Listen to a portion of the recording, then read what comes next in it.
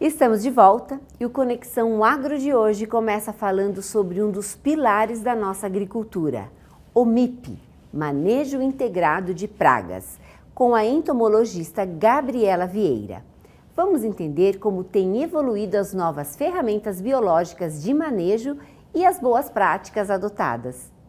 Olá, amigos, estamos aqui na Conexão Agro. Olá, Bruno. Olá, Rafael, tudo bom? Tudo ótimo. E hoje temos uma convidada, a Gabriela. É isso mesmo, Rafael. A Gabriela é a nossa convidada do programa de hoje, uma convidada super especial. E vamos apresentar, então, a Gabriela Vieira. A Gabriela ela é graduada em Ciências Biológicas pela UEMP e Agronomia pela Unifil, mestre em Entomologia pela UFPR e doutora em Fitossanidade pela UEL. É pesquisadora e entomologista na Juliagro e sócia fundadora na empresa Agribela Pesquisa e Desenvolvimento de Tecnologias Biológicas. Ela também é professora no programa de mestrado em Agronomia da Universidade Estadual do Norte do Paraná, que é a UEMP, lá em Bandeirantes, e mais de 15 anos em experiência em manejo integrado de praga nas principais culturas, como soja, milho e cana. Então, Gabriela, seja muito bem-vinda ao nosso Conexão Agro. Muito obrigada, Bruno. Obrigada, Rafael. Um prazer estar aqui com vocês, falando de um assunto tão importante que eu gosto tanto. Com certeza. Hoje nós vamos, então, para quem está nos acompanhando, Rafael, falar de MIP, que é o Manejo Integrado de Pragas, né? Então, acho que a nossa convidada de hoje, a Gabriela, pode justamente, então, falar o que é o MIP, né? Esse Manejo Integrado de Pragas. Isso aí, uma boa forma de começarmos o bate-papo. O MIP, quando a gente... Vamos pensar de uma forma conceitual, né? Então, é a integração de ferramentas, de ações, para que a gente consiga manter as pragas, ou as populações de pragas, no nível abaixo daquele nível, né, que nos traz prejuízo, que nos traz dano. Na prática, o MIP nada mais é do que tudo aquilo que a gente consegue integrar para ter produtividade, né, para não perder para as pragas ou para perder o menos possível. Esse é o nosso manejo integrado de pragas. Muito bom. E Gabriela, hoje o agricultor brasileiro, ele faz o MIP? Ele realiza o MIP? Como é que está a adoção, a cultura brasileira nessa adoção do MIP? Pensando no Brasil, claro, como esse enorme continente, né? Mas qual que é a sua visão do agricultor brasileiro? Perfeito, Rafael. É um bom ponto esse, né? Eu falo sempre, inclusive a gente começou aqui pela definição do que de fato é, porque eu vejo que a gente ainda tem alguns pontos onde há a dificuldade de entender o que é MIP, né? Eu escuto muita gente falando assim, eu bato pano, e bater pano por si só não é fazer MIP, ou então, eu uso biológico, usar biológico por si só não é fazer MIP. Então o MIP, ele é toda a integração das mais diversas ações, ferramentas, né? Então assim, de uma forma mais objetiva, sim, nós estamos praticando MIP em boa parte das áreas, mas a gente ainda pode evoluir muito no entendimento da prática e na integração das ferramentas, né? Trazendo coisas diferentes para dentro do manejo integrado. Mas a gente está evoluindo muito bem, eu sou bastante otimista nesse aspecto.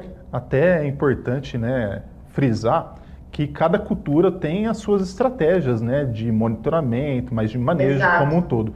Você visualiza, Gabriela, com toda a sua experiência e expertise, e até por já ter passado em outras realidades, né, como o próprio Mato Grosso, né, aqui São Paulo, Paraná, há alguma cultura hoje mais avançada no MIP e há alguma região que hoje se faz mais o MIP dentro do Brasil? Olha, eu acompanho de uma forma mais específica, né? Então, Mato Grosso, hoje atuando bastante aqui no Triângulo Mineiro, noroeste de São Paulo, Paraná também, mais para o norte é uma área que eu acompanho bastante.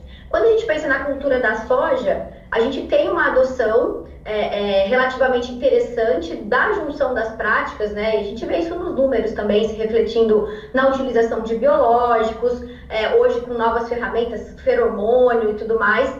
Um ponto que eu vejo de dificuldade, falando de soja especificamente, é justamente o monitoramento, né? A gente tem o monitoramento, a principal ferramenta como pano de batida, e é uma ferramenta que, embora traga resultados interessantes e positivos, né? É uma ferramenta onerosa. Então eu vejo que ainda muitos não fazem o monitoramento, que é a base para o manejo integrado de pragas. A gente não pode esquecer desse monitoramento para tomar a decisão no momento correto.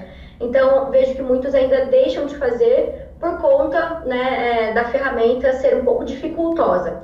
Mas, ao mesmo tempo, quando a gente olha para a cana-de-açúcar, por exemplo, que é uma cultura que eu também gosto muito e acompanho diversas regiões, a cana tem ferramentas de monitoramento muito bem estruturadas. A cana-de-açúcar, os níveis de ação para as principais pragas está estabelecido. A gente tem ferramentas químicas, mas também tem muitas ferramentas biológicas, inclusive é a cultura exemplo, né, de controle biológico no Brasil e no mundo, né? Somos os maiores produtores. Então, como você bem colocou, existem essas diferenças em relação às culturas, mas a gente está caminhando muito bem. Legal.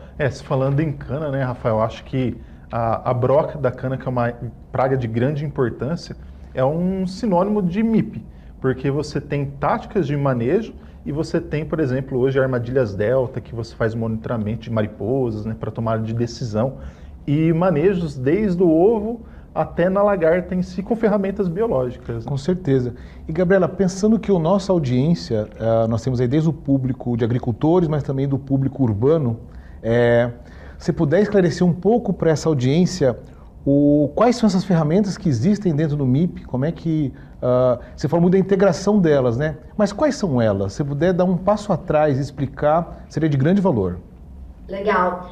Eu vou trazer aqui, vou sugerir para quem não é diretamente da área, né, que imagine uma casa sendo construída, e a gente tem muito bem esse conceito estabelecido dentro do agro, né? Então, a gente olha para o MIP como uma construção. Eu acho que ficou muito bem ilustrado, né? Quem desenvolveu inicialmente esse conceito como uma forma de construção ficou muito bem ilustrado. Por quê? A gente começa a construção de qualquer casa, edifício, enfim, qualquer estrutura pela base. Então, hoje nós temos aquilo que é a base do manejo integrado, justamente para que a gente faça uma construção sólida. O que a gente tem na base?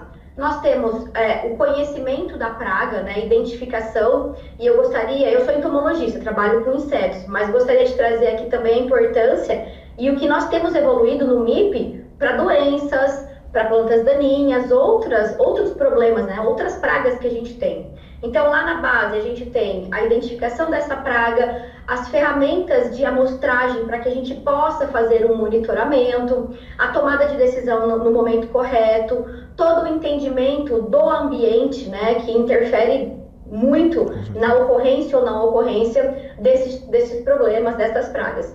Então, isso é o que a gente tem como base lá, o fundamento da nossa construção. E aí, os pilares de sustentação de todo esse processo são as ferramentas que a gente usa diretamente para o controle da praga, né? Então, vamos colocar aqui exemplos das principais ferramentas. As ferramentas químicas, né? Os inseticidas químicos, sintéticos, as ferramentas biológicas, e aqui a gente está falando de microbiológicos, fungos, vírus, bactérias, também os macrobiológicos, os parasitoides, os ácaros predadores, outros grupos de predadores que a gente tem aí. Hoje, assim, é fantástico as possibilidades, né? O número de possibilidades que a gente tem. A utilização de feromônio como ferramenta de monitoramento ou mesmo de controle populacional ao longo das gerações. A própria questão da utilização ali de palhada, né? Então, a gente teve essa mudança quando a gente fala de culturas como cana, a soja, plantio direto. Isso também está envolvido no manejo integrado de pragas. Então, tudo isso, né, dentro de um quebra-cabeças, onde a gente vai pegando essas peças para que, no final das contas, nós tenhamos produtividade, sem esquecer da questão ambiental, das questões sociais, que são extremamente importantes para a nossa agricultura e que a gente preza tanto. Acho que tem um ponto interessante dessa construção que a Gabriela trouxe, de como organiza, né, o MIP, essa casa do MIP, né? Como, por exemplo, até as plantas transgênicas. As plantas transgênicas, os OGMs, eles têm lá um pilar dentro do manejo integrado de pragas. E para quem não conhece, às vezes ouve falar a transgenia. A transgenia pode ajudar a usar menos químico, né, Gabriela? Perfeito, foi uma ferramenta importantíssima e eu me esqueci de citar aqui, né? Mas a transgenia, né, e ao contrário do que muitos pensam e tem todo um preconceito, né, vamos dizer assim, muitas vezes por não conhecer de fato como é produzido, como é feito, as plantas transgênicas são essenciais para que a gente consiga manter tudo isso em pé, né? A gente pode diminuir sim a quantidade de aplicações de inseticidas químicos ou outros ativos, né? Então, as plantas transgênicas, que a gente costuma chamar de BT quando fala em insetos, né, são bastante importantes para o MIP. Hoje a gente tem plantas transgênicas nas culturas, né, da soja, milho, cana-de-açúcar, eucalipto e algodão. São as culturas que a gente tem aí possibilidade de transgenia para nos ajudar no controle de alguns insetos praga. E Gabriela, e pensando agora nos bioinsumos, né? Hoje, qual que é o papel relevante dos bioinsumos, né? Como de um desses pilares dentro do manejo integrado, e como é que você está vendo esse avanço do uso de bioinsumos dos agricultores brasileiros de modo em geral?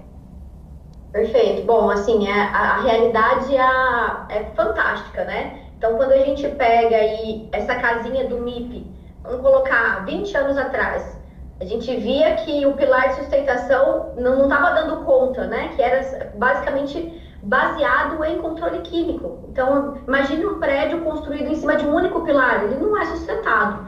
E aí a gente tem essa adoção dos bioinsumos, de outras práticas também, mas especialmente dos bioinsumos, vindo, né, como auxílio para a estruturação de tudo isso.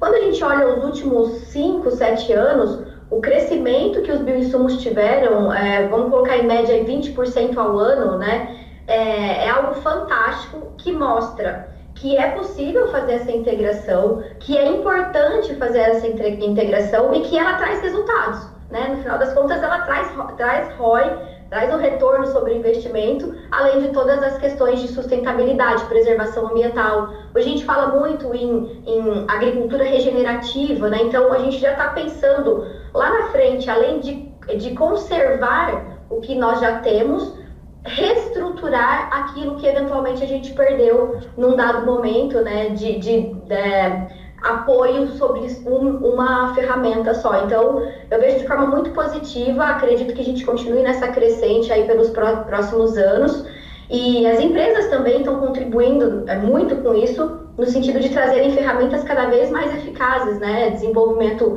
de novas, busca, né, de novas cepas, enfim, formulação dos bioinsumos mudando bastante, então isso é fantástico. Legal. E até assim, como nós estamos falando de pragas, pegar toda a expertise de atuação em pesquisa que a Gabriela tem e falar para o nosso público assim, o que você tem visto hoje dos bioinsumos, qual bioinsumo ou quais bioinsumos tem ganhado destaque na agricultura hoje e levado benefício para o produtor? Olha, é uma resposta difícil de ser assim, objetiva, porque tem uma amplitude tão grande de bioinsumos, né, e isso é muito positivo. Eu vou me ater aos inseticidas, que são a minha praia, tá? Mas a gente tem pesquisa aí, hoje mesmo, né, a gente tem áreas distintas, inclusive plantas daninhas, que até então nem se falava de bioinsumos para planta daninha, a gente tem pesquisas avançando, mas dentro dos inseticidas biológicos, os micro-organismos têm sido muito estudados, né? Fungos e bactérias de forma principal. Eu vejo os vírus crescendo também muito rápido, até por conta das questões que a gente está com um pouco de dificuldade no manejo de Spodoptera, por exemplo, na cultura do milho. Então você tem baculovírus crescendo como uma ferramenta fantástica, né? Integrando, ajudando na produtividade. Mas, sem falar de grupos específicos, a gente observa que o objetivo das empresas tem sido melhorar aquele produto, trazer maior tempo de prateleira e trazer mais efetividade e estabilidade para o produto, né? Isso ajuda muito o produtor. Então, estando, né, por trás ali no desenvolvimento, auxiliando o desenvolvimento das empresas, é muito legal ver tudo isso acontecendo, sem falar nos macro-organismos também, né, Bruno? Que eu sou fã das vespas parasitoides, então cada dia mais a gente vê inovações nessa área. Com certeza. Acho que o produtor hoje, por exemplo, de milho, teve o desafio da cigarrinha, hoje tem o Maizari, um cordíceps, que vai super bem, né? E até o produtor de cana, que tem a problemática hoje de não ter mais a queimada no canavial, trabalhar com metarrísio para a cigarrinha das raízes, né, Rafael? São avanços muito grandes, né? A gente entende que o volume de ferramentas é muito grande, né? É muito grande.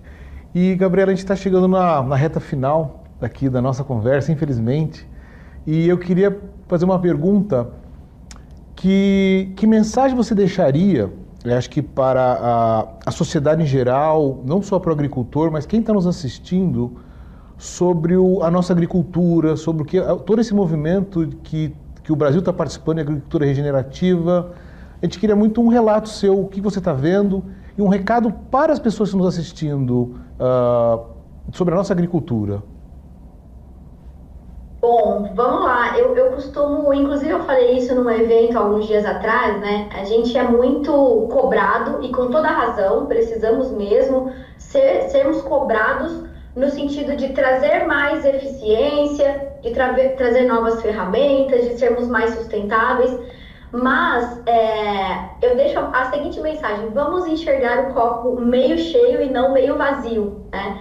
A agricultura brasileira, gente, já avançou tanto, a gente tem muito a melhorar, mas a gente cresce tanto, a gente é tão rápido na adoção de novas ferramentas, no entendimento, as empresas, os produtores. Então, para quem é de fora do setor, que eventualmente escute algo que não seja favorável, tente entender primeiro, né? Busque todas essas informações para ver o outro lado da moeda.